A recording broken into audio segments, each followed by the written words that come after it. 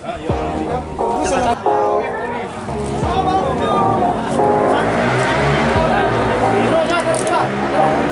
tahu ke ya deh, yang banyak.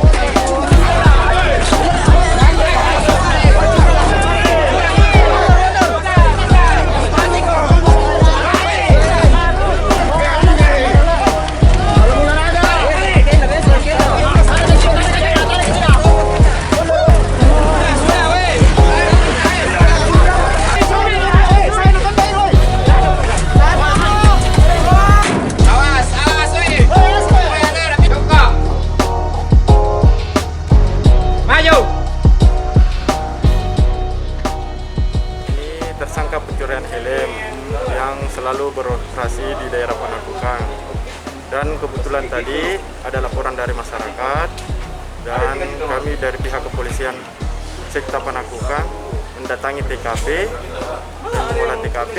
Ternyata pada saat itu kerumunan sudah banyak, dan demi keamanan tersangka kami mengamankan di Polsek dan inisial nama IR sama AL.